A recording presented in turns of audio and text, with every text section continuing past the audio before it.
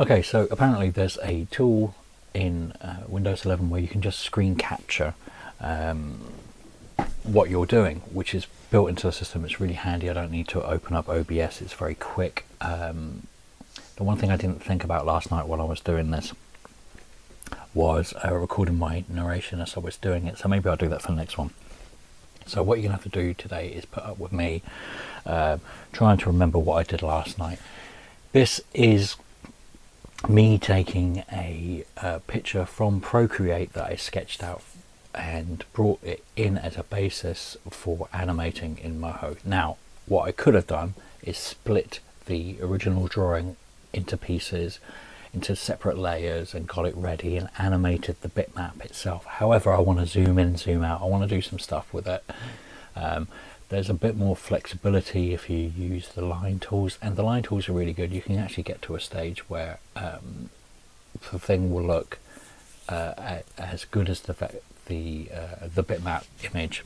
Now, we're not going to get all the way to the detailing. We're going to get to the main gist of it. Like, we're going to get most of it done. I didn't want to bore you with the detailing, but it's pretty close. You know, all I've got to do is basically paint the ears and the toes and put a little bit more scratchiness in the lines, and I'll do that whilst we're away. But this will show you how quick and easy it is to bring something in, a sketch in, and then just trace it using the tools. So yeah, that's what we're going to do. I'm also eating my breakfast right now, so you have to put up with me crunching Marmite on toast. All right, so let's hit it. Let's discover how I made my puppet. We won't go into rigging. All we're doing is tracing today, so don't worry. So we hit the play button. This was recorded at Quad HD, 1440p. So this is squeezed down a little bit to fit. So what I've done here, you can see that I've actually imported the picture from Procreate, literally created in Procreate, exported as a PNG, and brought it in. And you can bring in layers here. You can see that you can bring in the layers and adjust the opacity, which is what I'm doing here, just to make it easier to trace over. And it's a simple drawing. I've got touch on my screen. That's what those little things are. It's really nice having a touch screen as well, because it makes this process really quick and easy. I've got a little pen. It's a Rock X16 Flow, so it's got a really nice screen to it, and I can use Surface Pro pens, which I'd recommend. The Asus pen is not very good, but the Surface Pro pen works really fine and has a really nice feeling to it. It's I wouldn't say it's as nice as the Wacom pen, but it is. It's, you know what, I like it. It's fine. You know, it's just a slightly different feeling, more like using a felt tip pen rather than a pencil. Okay, so what I'm doing here is tracing the eyes. What I did here initially was, you can see up here in the corner, I have, pardon me, that's disgusting. I have chosen a particular brush that gives a sort of rough look to it. It's not quite the same texture. And later in the video, what I do is choose another brush. What I could have done,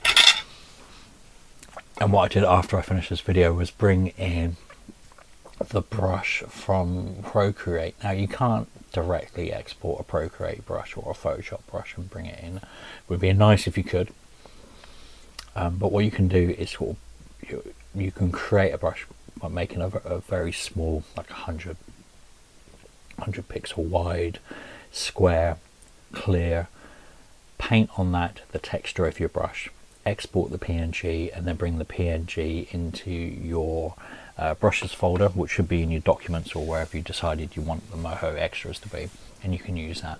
But I didn't do it in this case. I'm just using the built-in tools. I quite like this brush, this grungy brush. Got a very nice sort of pencil-y feel to it. because I think I've said before, I've got a thing for, you know, the sketchy roughness. I like my drawings to be a bit, you know, sketchy. I'm big fan of Searle, big fan of the Punch magazines when I was growing up as a kid.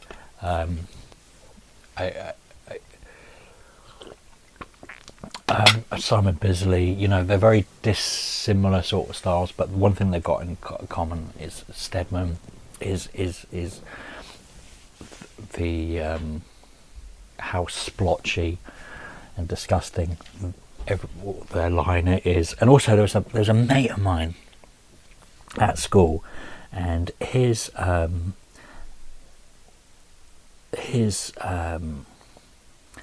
he had a really sketchy line style, and I was always jealous of him, and he never liked it. He was like, oh, I wish I could draw smooth like you, but I hate drawing smooth. I liked his style. So yeah, he had a wonderful style just from the go. I hope he's still drawing. I haven't spoken to him in a very long time, but yeah, so what we're doing here is just making up the layers, making separate parts. That's the eraser tool, because the only problem with the touch screen is every now and again you get like blotches and you have to go back and clean up the blotches. But it's really good for doing tracing, because you can get,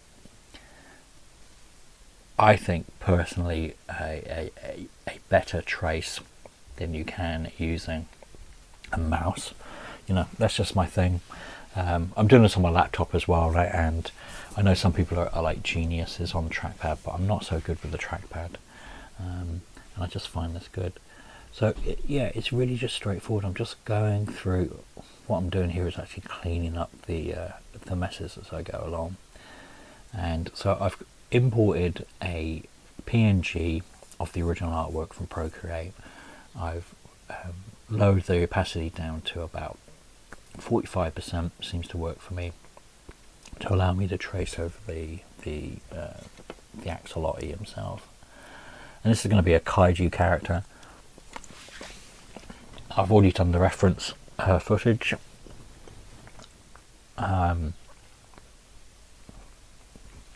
Yeah. I'm thinking of doing the city in Blender. I want to use this as a sort of precursor to bringing Moho and Blender together. It's going to be a very, very simple one-shot setup again. I don't want to make it too complicated, because I've only got 2 weeks to get this done and up. So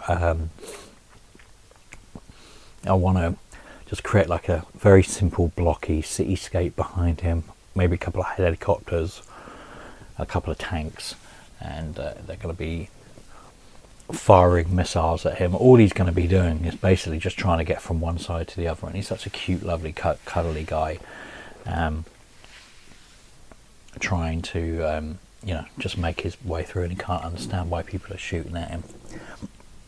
Obviously he's a giant, like he's as big as, you know, I don't know, half the size of the Chrysler building or whatever, and he's going to be crushing people underfoot, but he doesn't mean it, you know.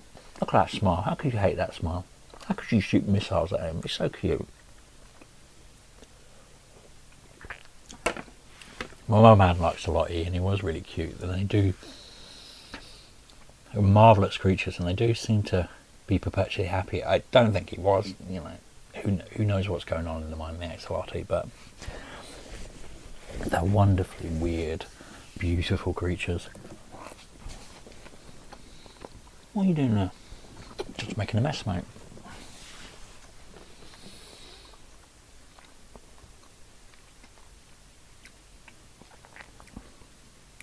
As you can see, it's pretty straightforward. Like I'm not even going fast in here. Like I could speed this up, I guess.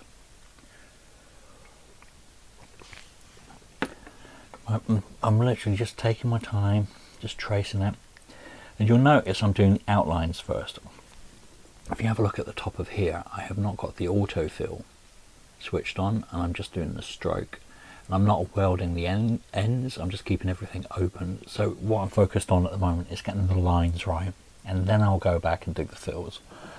For me, I just find it works easier that way and have a little bit more control. It means you have probably more points in play, but I'm going to be adding to the lines to make them a little bit more sketchy as well, to make it a little bit more organic. You know, you can see down at the foot here, there's bits sticking out, there's mistakes, and I want to go back and sort of reintroduce those mistakes. I don't want it to be too clean. You know, I'm looking at that line now and I'm thinking, maybe I'll change back to it. It's not quite the line I want, but it's really close.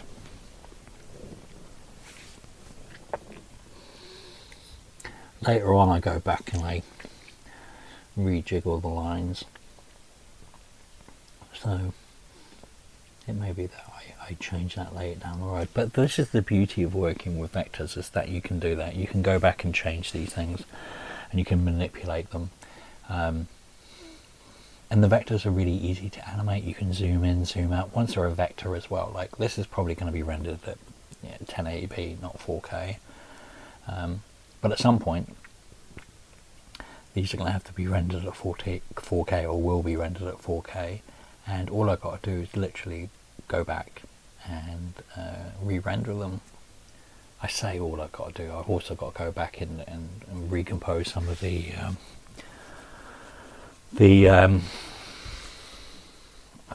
fusion composites, but you know, that's not much of a jump either. That's the other thing with like using node-based system like Fusion. Now Fusion's the compositor I use that comes through DaVinci Resolve.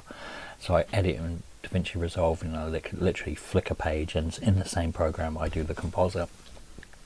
And the good thing with using node-based compositing, you don't really have to sit down and figure out what it is that you've done. I look at After Effects after being away for a while and I'm like, oh, where was I? And you have to, it's a real effort to get back into it because everything's nested and hidden and blah, blah, blah. A node-based system is great because you literally have a node that says read the graphic in, do something to it, color it, move it, blend it with this other thing, merge it with this other thing, and then output it. And it's literally a flowchart. It's so easy to read. And what that also means is that when you read in the graphic and output it as, say, 1080p, you can just change the output, or you can change the input to 4K. Job done. You don't have to go through the rigmarole of all the different like nested compositing. You know, it just and it works for me. I think that I just prefer node-based compositing. I'm a big fan of Nuke. I really like Shake before Apple destroyed it and left it to die. I mean, the only reason I got Nuke is because Shake is because Apple bought Shake and then released it for 300 quid, and I could afford that at the time. But you know what? Fusion is very Shake, Nuke-like, slightly different. And we're seeing this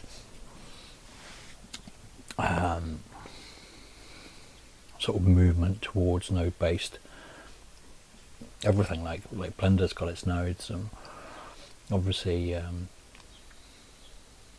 what's going on here? Houdini is node-based. I mean, you can look at the scripting language in Unreal, and that's node-based. It's because I think our brains work better that way. There's less, you know, while you're trying to create stuff, you don't want to create barriers to create a process. It's one of the things I like about computers as well, is how for a long time you had to learn how the computer did something to create art of any description. And now the art is getting out of the way of the artist. Like Procreate is a really good example of it. Nomad, I was going to say ZBrush, but ZBrush by today's standards seems overly complicated. But when it was first released, it was fucking amazing. I still use it and I love it. And yeah, there's some programs out there that are aping old style paint programs, and that's fine. You know, whatever floats your boat, whatever your jam is, you know what I mean?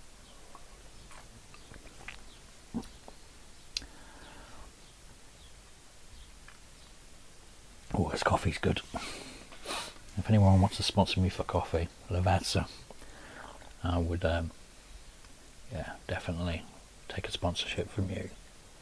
Pay me in coffee. So it's looking a bit messy at the moment, but you know what? It's there, and I'm making slight alterations as I go along. I'm trying to keep in the chaotic nature of the actual piece itself, and you can see down the side here I am trying to instill some kind of logic and structure, and much like Photoshop, how these things are arranged and how they are displayed according to the layers of the screen.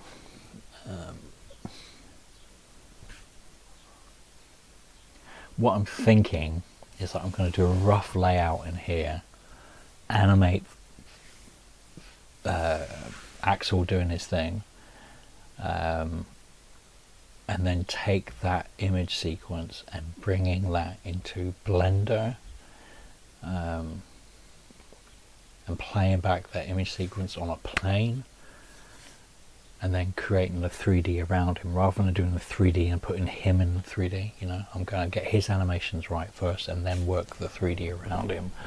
I mean, there's not going to be much, little if any camera movement, I think, but just to get the little, you know, the little tanks made, I thought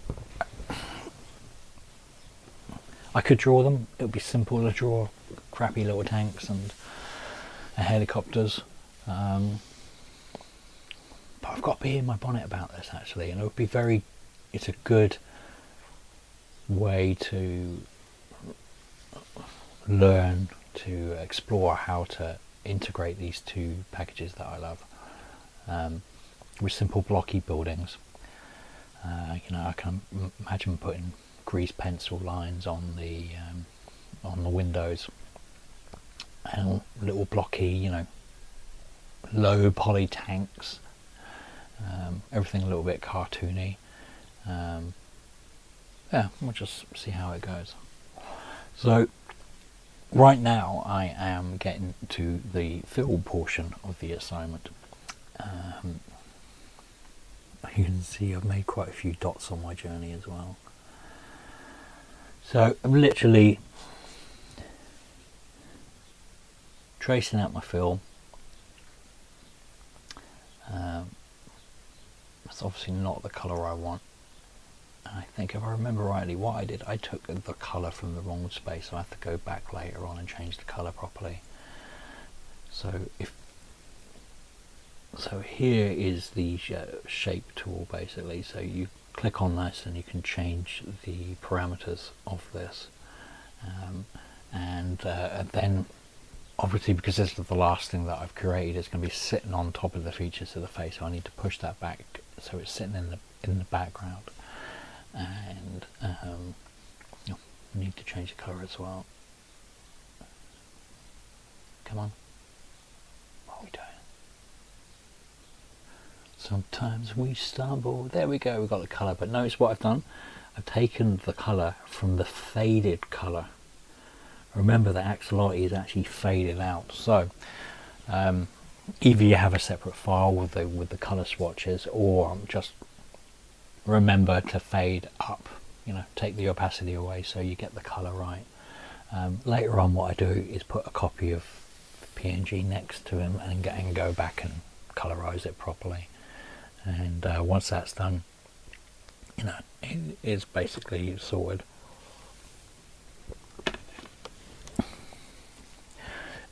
This little thing here is quite interesting. You can make your own scratches, swatches, and they are literally just a PNG. So you can make your own little one of this with really big little big dots or little dots, you know, however you want. I can't actually touch it obviously because it's just a video that's playing. It was a nice little feature.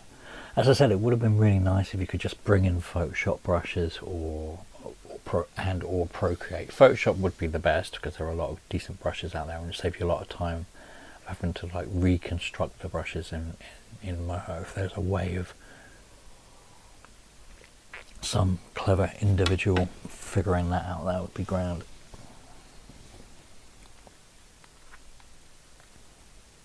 You have to say that I've really become a massive fan of Moho.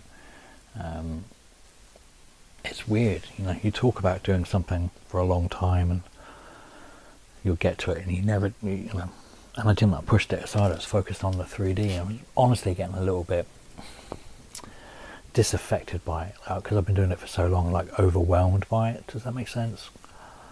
Like, sometimes CG is just, it's great when it's up and running and working, but sometimes it's so technical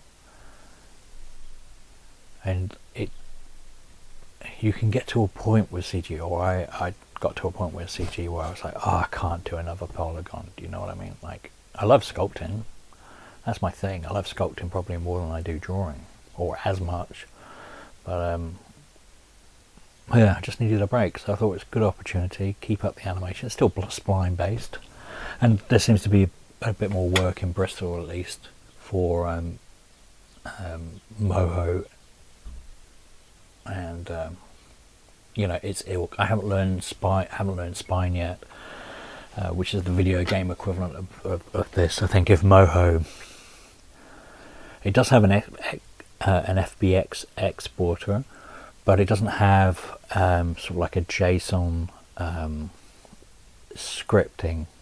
So you can do the animations, but in Spine you can do the animations and export the script of those animations, if it makes sense, rather than just an image sequence. You can export the parts, and you can export the parts of the animation. And it also, Spine is good in that it can also focus on the transition states. You know, it's very much more game orientated than this. This is very much more regular animated. Look, you can see side by side, they're starting to look pretty good. They're starting to look very similar to each other. See now where I got the colour wrong? Right, so that clearly is not that colour. So what I'll end up doing really quickly is going back and getting the correct colours. What was that book that I really liked?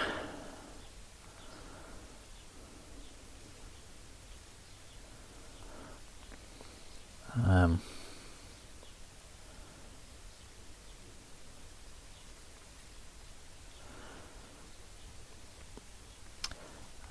trying to remember. There was a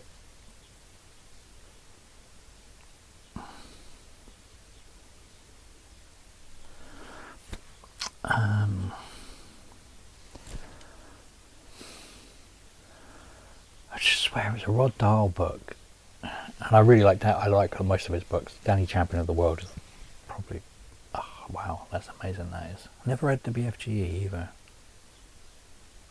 but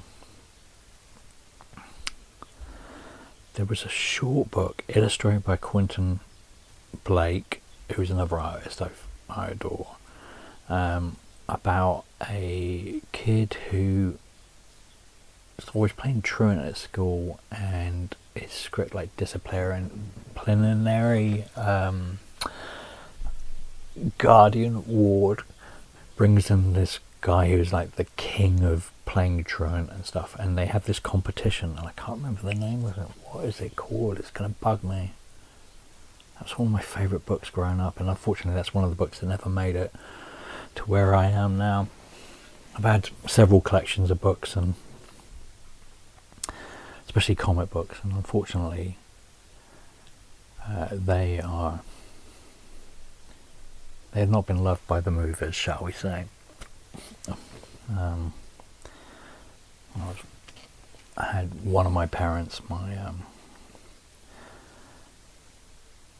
did not think comic books were suitable for a young man. You should be reading proper books, not comic books. So she on a couple of occasions destroyed my comic book collections, saying, oh, it was the mould, it was this, it was that. There shouldn't have been any more because they were kept in the same place as my regular books, so it's a bit upsetting really. But I'm slowly getting my collection back. It's not the books I had, but it's the books I had as a kid. It's always sad, but you know, it doesn't matter, it's just stuff. The memories are more important. Yeah, I made the fin on his head a little bit bigger. At the time I really like that. Maybe, you know, that can be like an animated thing. It could probably, the crest could go up or down.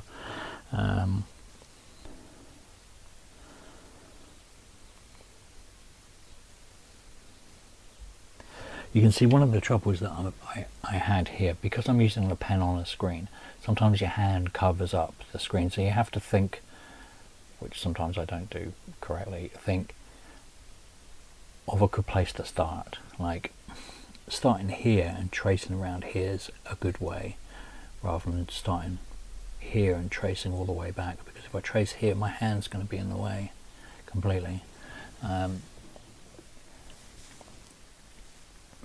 Here I discovered I didn't switch layers properly. I couldn't quite figure out, it took me a moment to figure out like why I couldn't push Axelotlkaiju's skin colour or the fill colour underneath the line pattern, and I discovered, oh, it's because you've done several drawings on, rather than do both ear drawings on the ear level, you know, left and right on a specific plane, I mixed them up basically, so then I had to cut and paste them and tidy it up. But you know, it's straightforward.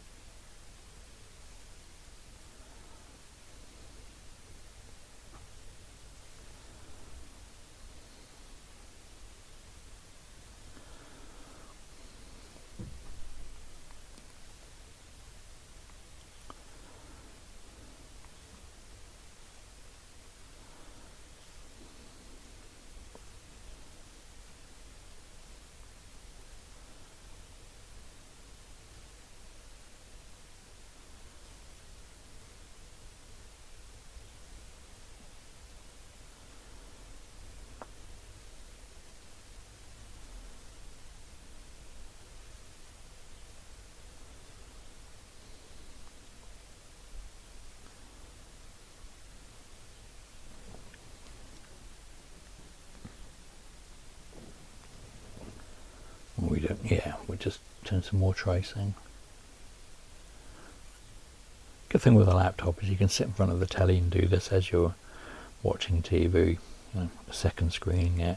Unless it's like a really good program where you need to pay attention, like today's sponsor is Scavenger's Reign. It's not really the sponsor, but you should go and watch it anyway, because it's so cool. Absolutely adore it. Absolutely adore it.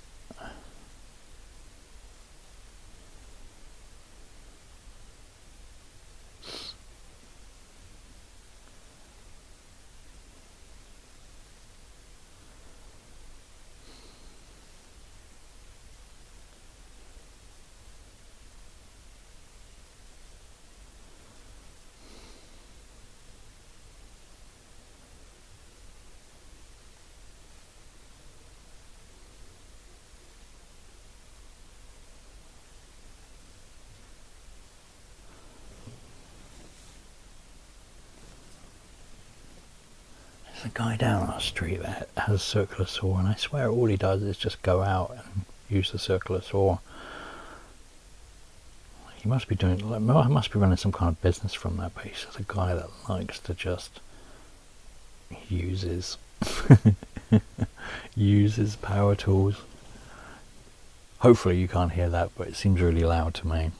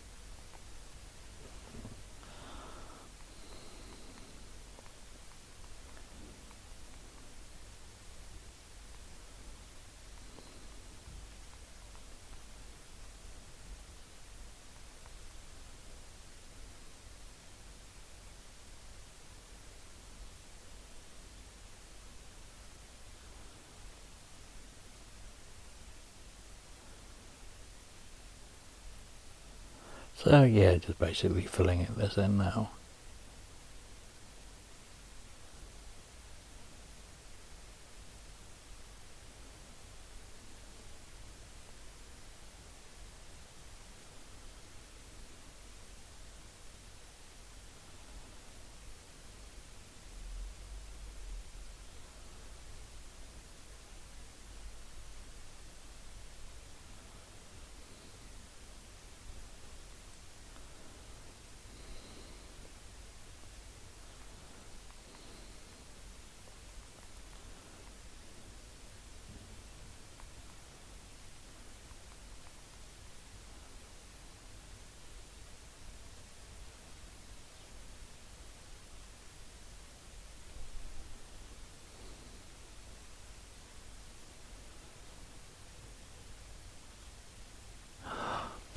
The name of the book, I've been struggling, it is called How Tom Beat Captain Norjack and His Hired Sportsman.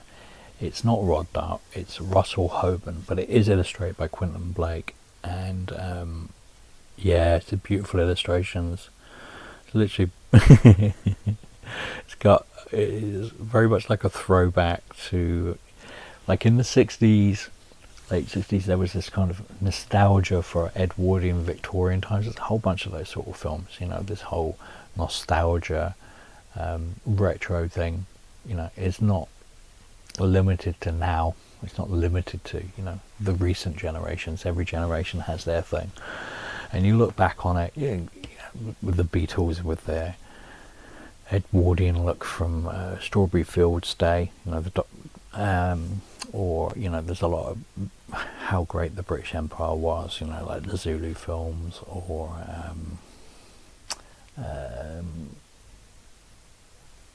Chee Chee Bang Bang, those magnificent men in their flying machines, all that sort of stuff. You know, it has that sort of flavour. Great little book. Oh, I want a cover of it. It's really cheap. I think I might treat myself because I deserve it. I don't know if they still do it in schools, but it used to be that I don't know, every year, like in the summer months, I think, like a catalogue would be handed around the school, and you could take that home to your parents, and they could sign stuff off, and they could pay. I want to say they paid stuff off in installments, but you got this book a few months later. I think that's where that came from, and definitely where my Fighting Fantasy books came from. Actually, my Warlock of Firetop Mountain came from that, and then it sort of introduced me to the whole D&D thing. Because where I grew up, though, you know, I think there was 2 of us into D&D, and 2 people can't play in D&D. You need at least 3. And then computer games came, and we ended up. Well, I ended up playing on his computer. Anyhow.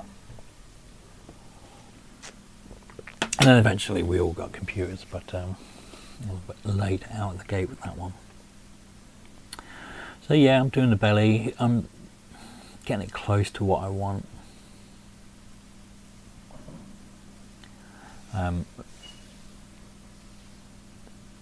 I thought before I started doing this, actually, I'd set up the keystrokes to move the layers to the back or the front, like you would do in Illustrator, but I hadn't on this machine.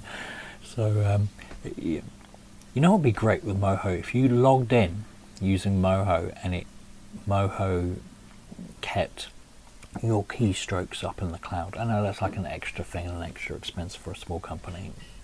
It's a minor thing, but that would be great. Like, it didn't matter where you logged it, so long as you logged in, all your keystrokes would come with you, rather than having to copy them across. Just a minor thing. There's other things I'd rather they'd work on, like the timeline. I'm getting to grips with it. It's a bit odd. It's not odd. It's just there are things. The timeline in Moho has a particular way of working, and it took me a while to get my head around it. And I understand it's designed to reduce clutter, but in the days with now we have bigger screens, clutter is less of an issue, and I find things a little bit more difficult to navigate in Moho's timeline. Yeah, I'm getting to grips with it. There are things I'd like to see brought over from other packages, you know, from editing packages as well. Like there's a zoom out, but the zoom out doesn't zoom out all the way. If you've got short animation, it's fine. But if you do an animation that's anything over like 2.5 minutes, you can never zoom out and see the whole animation, because it seems to only zoom out to individual frames. So the dots may be like a single pixel on the screen, but that's as far out as you can go, or the keyframes knock into each other, something like that. And there should be a way you could zoom out and see the whole animation, and ways for you to navigate that as well. You know, jump to the end of the animation. There is a way to jump to the beginning, jump to markers, that sort of thing, rather than manually having to do it. And then when it comes to keyframes, there's an awesome tool in Maya that I've seen start springing up in other tools, and I think there's a plugin actually for Moho that allows you to do this, but it would be nice if it was built in, where you can grab a selection of keyframes and then you can expand and contract those keyframes and the spacing between them, and it's a really quick and easy way of changing keyframe position. So you can grab like 4 keyframes at the same time and expand them out, and that will also expand the spaces in between them. I hope that's making sense. You know, the tools on the animation graph that are sort of perfunctory. They're not even close to what Blender's tools are, and I think Blender's quite far behind a lot of people. Like, it would be, there's a nice way that you can use the mouse or a trackpad to expand and contract the timeline in. I like how Cubase does it, but you can also expand, contract either vertically. So if you've got all the tracks together and you want to increase the height of each track, you can, I think it's Control Scroll Wheel in Resolve, and it will expand those out. Or if you press Alt Control Wheel, it will expand the timeline in or out, so you can zoom in and out. Little things like that, or the ability for us to make the keystrokes for that would be grand. Took me a while to get to grips actually with how the selection tool worked, which I always thought was kind of weird. It's kind of like a 2-step process, but it makes sense when you're animating because you actually use less clicks. But so if you use the selection tool, say in Maya or Photoshop, you select the tool with the selection tool, but you can also select what you're after with whatever tool you're using. So you select the layer and you want to expand it, you select the layer and then you select the bit that you want to expand. Well, in Moho you have to select the tool to select what you want to expand first, and then select the translation tool or the transform tool or whatever tool it is you want the second time. When it comes to like bone, for example, bone selection is B on the keyboard. It just selects bones, does nothing else. But if you use Z, you can select bones, but if you select the bones for Z, it places a keyframe on that bone straight away. Now if you're animating, I can see where that's quicker. But another, like a bone manipulation tool in Maya, if you press Z to select the bone, you would select the to transform the bone. You would select the transform tool, then select what you want to go, and then select the handles to transform the tool. But it's just a different way of working, and I like it now actually. But initially I found it a bit frustrating because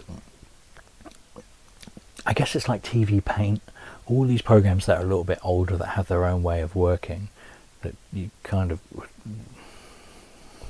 like how Blender used to, not the left and the right buttons on the mouse were the other way around. Basically, selection tool was what was it? Right button was selection instead of left. TV Paint has a really weird camera tool, which I totally understand why they do it the way they do. They're doing it like old Disney animation, but rather than, or selection tool rather, but rather than just selecting what you want and move and rotate it, then you have to go through this other process, which I always find really counterintuitive. But their timeline's great as well. The tools they have, the way you can zoom in and zoom out, I think we'll probably get a bit more of that with the frame by frame animation tools in here, especially now the gloves have been taken off basically, and TV Paint are introducing their own form of spline based animation. They're still not going the vectored route, TV Paint. Maybe they will at some point. Yeah, big fan of TV. I love TV Paint actually, especially for doing storyboards and stuff like that. There's something, it can be sometimes very obtuse in the way it does things, but it has a very Amiga way. It feels very Amiga still. It's very hard to put into words, but it's still it feels 16-bit, because that's where it's from, you know, it's from the Amiga days, and there's bits of it you think, you know, kind of like how using After Effects and there's some bugs in After Effects which I can't put my finger on right now, but there's like, it crashes in the same way it's been crashing for 20 years. And I know people have been complaining about that in Premiere for a while now, and Flash. I went back to use Adobe Animate. I went back to use Adobe Animate. And I was like, this has barely changed in 20 years. Yeah, if you're a user of Adobe Animate, come and use Moho, because Moho in many ways is like what Animate could have been if Adobe gave it more love. And just thought about the user a little bit more. Yeah, but they don't really have to, do they? I don't know. Like, I've got no hate against Adobe at all. I just think it's sad when previously in our past we had rules and regulations that would stop one big corporation from eating another corporation and dominating the market. And since those shackles have been removed, it's been not good for us as consumers. And that's surely what the job of government is anyway, is, you know, I'm a capitalist at heart. I truly am. I think there's things that only capitalism does and can do well, but there are things that socialism does very well as well. So, you know, a little bit of this and a little bit of that. We need to find the best ways of doing things, full stop. And if we need to borrow from one philosophy and another, then so be it. But I'm getting distracted. Yeah, so what I'm saying is, you know, Macromedia was Adobe's counter. And when Macromedia put itself up for sale or got bought out by Photoshop, there was nothing to compare to Photoshop. It, you know, Macromedia should never have been bought. You know, before that it was Adobe and Aldus, and Adobe actually bought Aldus at one point. I think it was Freehand, Aldus Freehand. I can't remember what exactly. It's a long time ago, but they bought Aldus basically, and then we were told by the Monopolies Commission, or what the American equivalent was, is that it wasn't lawful and they had to split the company off. So Aldus actually became Macromedia in the end as a counter to Adobe, and what that did is create a price war and also a tech war. A load of these fantastic programs don't come from Adobe in the first place. Like Photoshop, fine, but you know, I always preferred Freehand to Illustrator. Dreamweaver, Fireworks, oh god, Flash was Macromedia, you know. Yeah, it's just you know, when a company gets too big, it gets very hard to compete against that company. That's one of the problems we've got at the moment. There needs to be ways of regulating the market that used to be in place to create competition. Because when you stifle competition, we get what we get, which is, you remember when Final Cut, well, Apple created Final Cut 10, which was not backwardly compatible, or Final Cut X, not backwardly compatible with Final Cut Studio, and a lot of people jumped ship. Adobe made a real effort then, and it was really good. They really put the effort in to get the Final Cut users. It feels like, to me now, they're not really making much of an effort because they've got this subscription model and they don't have any incentive to bring people over. Anyway, I'm digressing. So you can see what I've done. We've got it basically laid out. I'm not happy with the lines because the lines aren't really matching up. This is a little bit too sketchy, too pencil-y or crayon, too much like a crayon, whereas this is, I'm trying. So what I end up doing is going back and trying new brushes, and I thought I could just select all of this, go to the object or fill tool, and then just change it and change everything. But somewhat for some reason it wasn't working, so I had to go back and select had to select all the layers individually and change it, which is a bugger, and I'm sure that's not right. You know.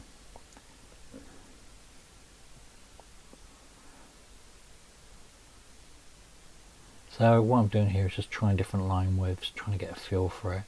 This is getting closer to what I want from here as a base, and as I said, what I'll do is go back and create a little bit more jankiness, I think, in my lines, kind of like how I did for the animation I posted this morning.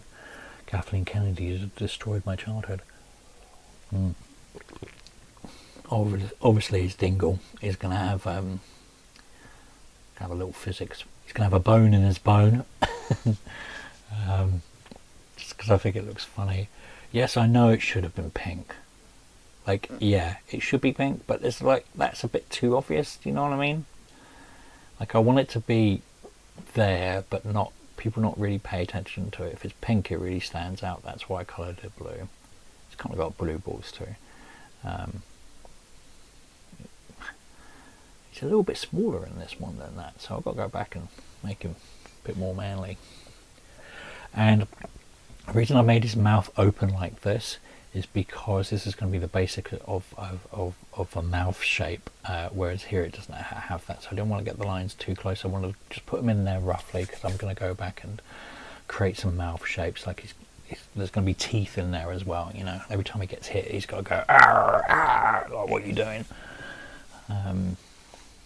I mean, part of it was I wanted him to like just be saying to people, "Excuse me, sorry, sorry, just trying to get through," you know, like you would do at the cinema when you're stepping on like people to get out of your seat or whatever.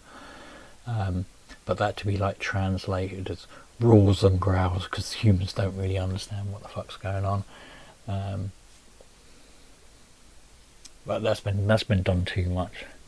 That was actually going to be the gag.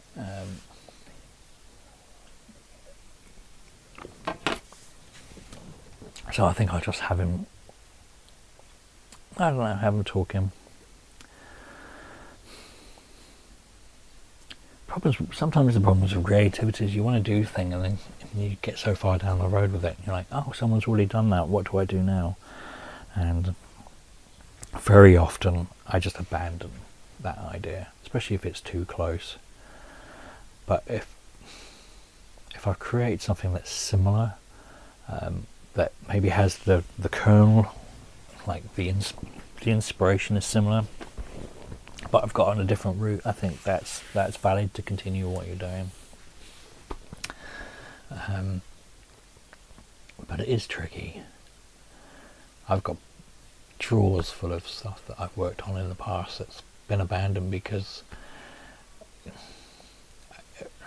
of synchronicity, you know, like I think there is actually a law, especially in copyright law, where you have to actually prove that the other person saw your work, or your work is well known enough for that person to be aware of your work. You know, it's not enough just to have the idea and stick the thing in a drawer.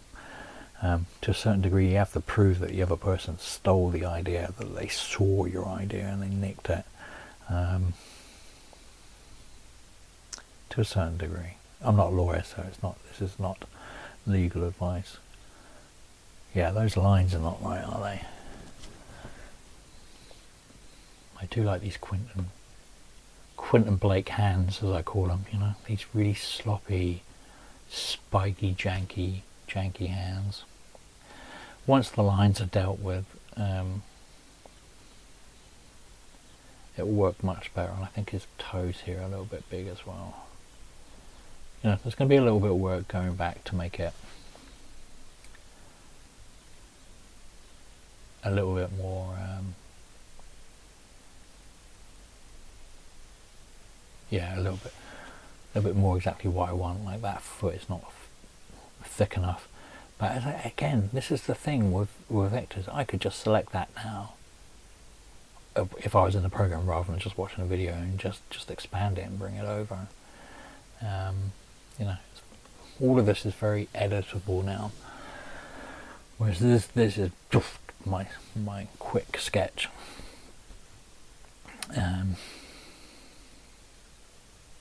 And I can make the lines boil to look more janky like this, you know. See, like all that, this is just too smooth for me. I want some of this squiggle, the double lining here, you know, splotch. I want a splotch here and a splotch there, and I'll get that.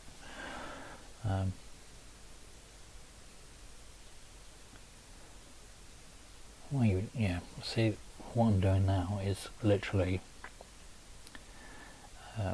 changing the splotch size, you know, the sizes of the lines, very minor stuff. You know, this is pretty much it. I'm afraid. Let's just skip forward. It's just more of the same. So basically, to recap, what I did was in Procreate, I created a basic model. I didn't do any turnarounds or anything, which I probably should have done. But it's basically going to be facing this way. Its head's probably going to look, you know, it's not going to change from this position much. And I'm the one animating it, so you know, this is all about speed for me. I could do things exactly the correct way.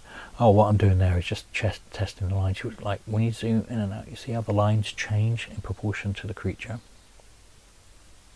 That's a good thing. You know, so I can make him bigger, smaller, or whatever. Now he's totally resolution independent. I could probably get away with animating him right now. Like no one would know. I would know that it's not quite right. But what I'll do, I'm going to go over and fix those lines up, put some shading on his hands, on his ears, and oh, the final thing, obviously I've been saving as I go along, but the final thing that I do here is name the rig. What I always do in the background in a non-renderable layer is name my rig for reference. Like if I'm using it in another animation, I put it in there so I know the file name, where it is, when it was created, who created that, that sort of thing. I try and get into habits, making it easier working with other people. It's not great. My system hasn't been great previously, but I think my system now is pretty good. So what we've got here, the problem that I had was that I didn't actually have the typeface I wanted. I'm going to pause this a second to naming conventions. Well, actually, get this up. So this is the creation date. So this is when it was made. I do date backwards because it searches easier. So this is literally the file name or the folder name of what I've got.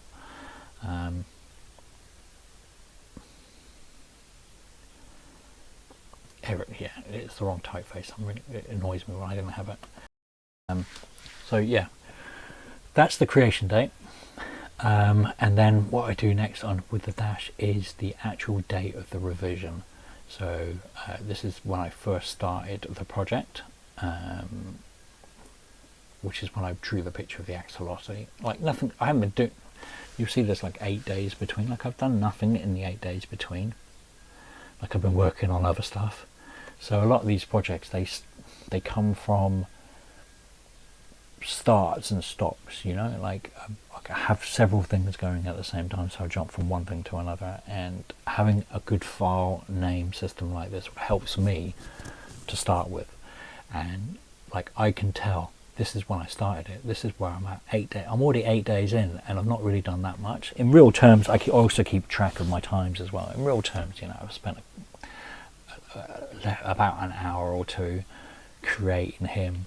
I spent a little bit longer flipping through pictures of kaijus and testing different ideas and, you know, doing different bits and pieces.